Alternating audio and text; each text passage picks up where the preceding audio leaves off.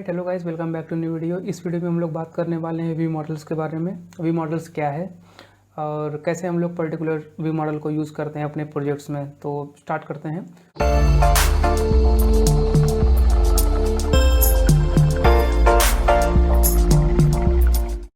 सबसे पहले आपको जाना होगा build.gradle मॉड्यूल अवेलेबल फाइल में और यहाँ पे कुछ डिपेंडेंसीज़ को ऐड करना होगा। ये कुछ डिपेंडेंसीज़ है।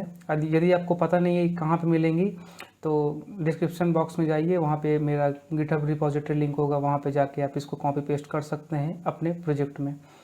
और उसके बाद आपको build features data binding true, ये बेसिकली डेटा बाइंडिंग को इनेबल करने के लिए आपको यहाँ पे इस पर्टिकुलर कोड को ऐड करना पड़ेगा, जो कि एंड्रॉयड टैग के अंदर होगा। ठीक, यहाँ पे आपको दो प्लगइन्स को ऐड करना होगा, एक है कॉटलिन कैप्ट और दूसरा है डैगर हिल्ट के लिए। एंड ये सब करने के बाद आपको जाना होगा प्रोजेक्ट लेवल वाले build.gradle में, और ये कुछ क्लास पाथ है, आप इसको ऐड करके अपने प्रोजेक्ट को सिंक कर लीजिए। एंड बस यहाँ पे आपको सारा सेटअप हो चुका है और मैं अब जंप करूँगा अपने लेआउट पे। तो लेआउट बहुत ही सिंपल है। activity_main में आप जैसे ही जंप करेंगे तो आपको देखने को मिलेगा एक सिंपल सा टेक्स्ट व्यू और एक सिंपल सा बटन। ठीक, तो इस एप्लीकेशन में होने क्या वाला है, जब भी मैं इस पर्टिकुलर बटन पे क्लिक करूँगा तो यहाँ पे जो काउंटर है टेक्स्ट का वो इंक्रीमेंट होगा बाई 1 से। तो यही है सिंपल सा एप्लीकेशन। काउंटर टेक्स्ट है मेरे आईडी का नाम हमारे टेक्स्ट व्यू के लिए, और सिंपल सा नाम इंक्रीमेंट काउंटर मैंने रखा है अपने मटेरियल बटन के लिए। सिंपल यही है। और अभी हम चलेंगे अपनी मेन एक्टिविटी में। तो मेन एक्टिविटी में मैंने कुछ चीज़ें कर रखी हैं, कुछ क्या सारी चीज़ें कर रखी हैं। तो इतनी सिंपल है कि मैं नहीं चाह रहा था कि आपका टाइम इसमें ख़राब करूं।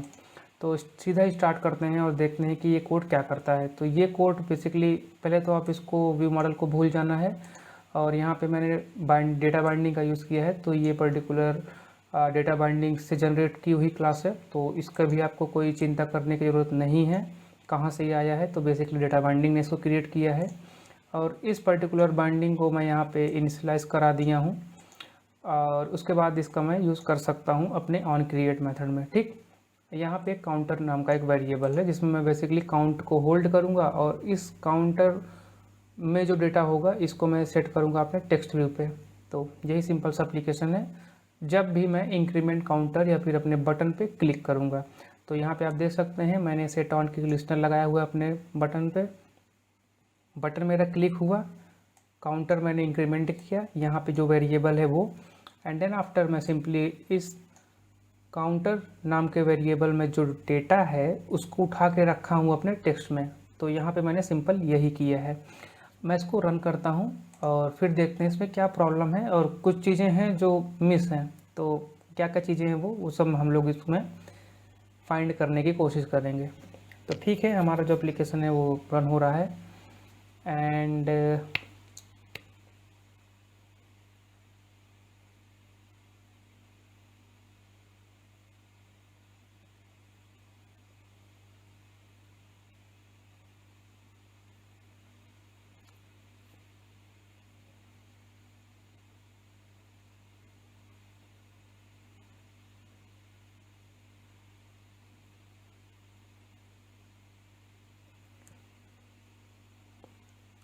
ऑलराइट, सो एप्लीकेशन अपना इंस्टॉल हो चुका है। तो यहाँ पे कुछ नहीं इसलिए है क्योंकि अभी तक टेक्स्ट कुछ सेट हुआ नहीं है उस पर। तो जैसे मैं इंक्रीमेंट पे क्लिक करूँगा तो यहाँ पे मटेरियल बटन ब्ला ब्ला ब्ला, ये क्यों आ रहा है? ये इसलिए आ रहा है क्योंकि मैंने यहाँ पे गलती से इट को ही स्ट्रिंग करके दे दिया हूँ, जो कि इसका व्यू है।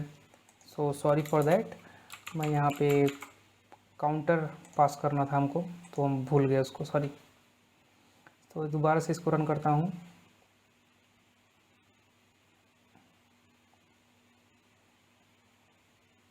अभी मैं इस पर क्लिक करूँगा तो आप देख सकते हैं यहाँ पे 1 बेसिकली एक इंक्रीमेंट हो चुका है, 2 3 4, ठीक है ना, ये इंक्रीमेंट यहाँ पे हो रहा है। ठीक है, यहाँ तक तो बहुत बढ़िया है। हम लोग बहुत खुश हैं कि हमारा एप्लीकेशन जैसा मैं चाह रहा हूँ वैसे चल रहा है। लेकिन एक सेकेंड, क्या हो अगर मैं इसका स्क्रीन को रोटेट कर दूँ? अभी भी आप यही चाह रहे हो, आपका एप्लीकेशन ऐसा ही वर्क करना चाहिए। आपने कोई कोड को लिखा और यूज़र ने उसको सिंपली पोर्ट्रेट मोड से लैंडस्केप मोड में ले गया और आपका सारा डेटा यहाँ पर डिस्ट्रॉय हो गया। ये बिहेवियर आप नहीं चाहते एज अ डेवलपर। तो बेसिकली अब आप समझ चुके होंगे व्यू मॉडल्स को क्यों लाया गया। यही चीज़ों को हैंडल करने के लिए, क्योंकि जब भी हम अपने कॉन्फ़िगरेशन को चेंज करते हैं तो हमारे जितने भी लाइफ साइकिल मेथड्स होते हैं वो फिर से अपने आप को रिकॉल करते हैं। जैसे आपके केस में यहाँ पे ऑन क्रिएट है, तो ऑन क्रिएट दोबारा से कॉल हुआ होगा जब भी आपने स्क्रीन को अपने लैंडस्केप मोड में ले गए होंगे। तो उस केस में यहाँ पे आपका जो काउंटर है वो फिर से क्या सेट हुआ होगा, 0, और इसी कारणवश यहाँ पे आपको ये चीज़ 0 दिख रहा है। तो मेरे ख्याल से ये क्लियर है आपको कि क्या प्रॉब्लम थी। और अभी आपको मैं बताऊंगा कैसे इस चीज़ को हम लोग यहाँ पे रेक्टिफाई करते हैं। ठीक, तो चलिए देखते हैं। सबसे पहले तो आपको यहाँ पे एक व्यू मॉडल क्रिएट करना पड़ेगा, तो मैंने यहाँ पे कर रखा है। यदि आपको क्लास क्रिएट करना नहीं आता, राइट क्लिक करिए, न्यू पे जाइए, यहाँ पे कॉर्टिन क्लास स्लैश फाइल जाइए और यहाँ पे अपना कुछ भी नाम देकर मेन व्यू मॉडल करके कुछ भी नाम दे सकते हैं और क्लास को क्रिएट कर लीजिए। एंड देन आफ्टर उसके बाद आपको यहाँ पे व्यू मॉडल से इसको एक्सटेंड करना होगा, क्योंकि ये पर्टिकुलर क्लास रिप्रेजेंट करेगा व्यू मॉडल्स को, तो इस वजह से आपको यहाँ पे व्यू मॉडल से इसको करना होगा एक्सटेंड। एंड देन आफ्टर यहाँ पे आप अपने कोड को लिख सकते हैं, जो मैंने ऑलरेडी लिख रखा है। तो यार कोड ही इतना सिंपल है, मैं इसको क्या ही कोड करूँगा आपके सामने, ठीक है। तो यहाँ पे एक सिंपल सा काउंट नाम का वेरिएबल है, एक ऑब्जर्वेबल चाहिए मुझको, क्योंकि व्यू मॉडल से हम डेटा को ऑब्जर्व कर सकते हैं वेरी इजीली, तो इस वजह से मैं यहाँ पे इसको प्रेफर किया हूँ। और मैं यहाँ पे सिंपल 2 फंक्शन बनाया हूँ। वैसे तो मुझे रीसेट का कोई काम है नहीं यहाँ पे, बट फिर भी मैंने बना लिया है समझने के लिए। तो इंक्रीमेंट काउंटर बेसिकली क्या कर रहा है, यहाँ पे काउंट नाम का वेरिएबल है, इसको मैं पहले इंक्रीमेंट कर रहा हूँ एंड देन आफ्टर मैं जा रहा हूँ अपने लाइव डेटा में और यहाँ पे इस काउंट के वैल्यू को पोस्ट कर रहा हूँ। तो सिंपल सा यही यहाँ पे मैं कर रहा हूँ। और अभी मैं चलूँगा अपने मेन एक्टिविटी में और इस चीज़ को मैं व्यू मॉडल से करने की कोशिश करूँगा। तो मैं क्या चाहता हूँ कि जब भी मैं इंक्रीमेंट काउंटर वाले बटन पे क्लिक करूँ तो मैं अपने व्यू मॉडल पे कहूँ कि भाई तुम मेरे काउंटर को इंक्रीमेंट कर दो बाई 1 से। ठीक है, उसने सुन लिया। तो इसके नीचे वाले जितने भी कोड हैं मैं इसको कमेंट में डाल देता हूँ। और अभी मैं ऑब्जर्वेबल लगाता हूँ अपने काउंटर पे। तो जो काउंटर आपने यहाँ पे देखा था ये, इस पे मैं बेसिकली एक ऑब्जर्वेबल लगाने वाला हूँ। सो उसके लिए यहाँ पे अगेन मैं जो व्यू मॉडल पे जाना पड़ेगा, काउंटर व्यू ऑब्जर्व दिस, क्योंकि ये मेरा ऑनर है और यहाँ पे मुझे इंट रिसीव हो रहा है। ठीक है, तो बाइंडिंग का यूज़ कर लिया मैंने, काउंटर टेक्स्ट आ ही गया, टेक्स्ट में इसको मैंने सेट कर लिया इट टू स्ट्रिंग। ठीक है, तो ठीक है, यही इतना मुझे करना था और मैं अभी इसको रन करता हूँ और देखता हूँ क्या डिफरेंस आता है इस पर्टिकुलर एप्लीकेशन में और इस वाले में। सो वेट करते हैं फ्यू सेकंड्स और यहाँ पे हमारा एप्लीकेशन रन हो चुका है।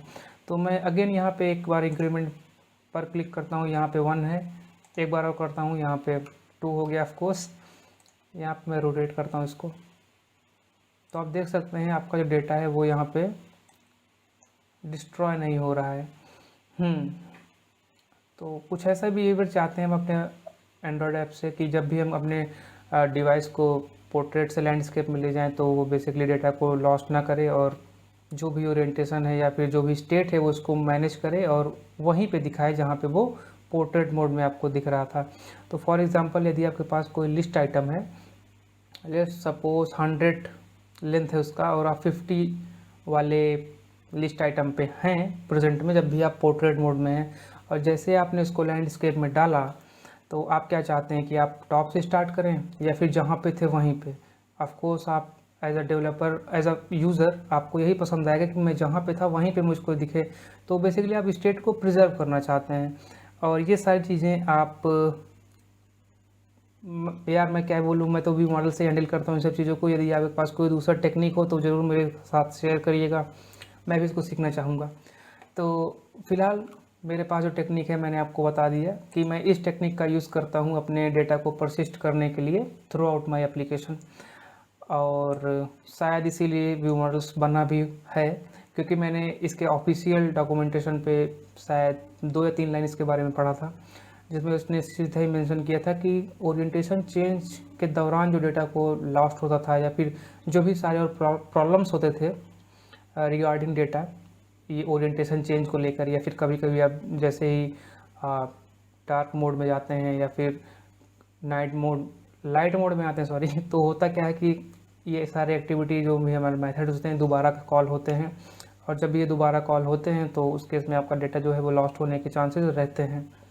तो व्यू मॉडल्स ही एक ऐसा ज़रिया है जिसकी मदद से आप अपने डेटा को प्रिजर्व कर सकते हैं, और बहुत ही अच्छा चीज़ है ये, आपको सीखना चाहिए। और यदि आपको इसके बारे में नहीं पता है कि इसका यूज़ कैसे करते हैं या फिर एप्लीकेशन में कैसे इसको हम लोग यूज़ करते हैं, तो मेरा क्लीन आर्किटेक्चर का एक 4 वीडियो का सीरीज़ है, आप उसको देख सकते हैं। वहाँ पे आपको कंप्लीट आइडिया लग जाएगा कि व्यू मॉडल्स का यूज़ कैसे हम लोग करते हैं इफ़ेक्टिवली अपने प्रोडक्शन लेवल एप्लीकेशन में।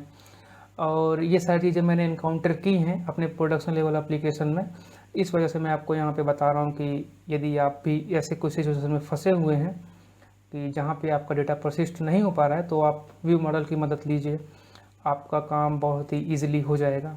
उम्मीद के साथ कि आपको ये वीडियो पसंद आया होगा। मैं इस वीडियो को ख़त्म करता हूँ और बोलता हूँ थैंक यू।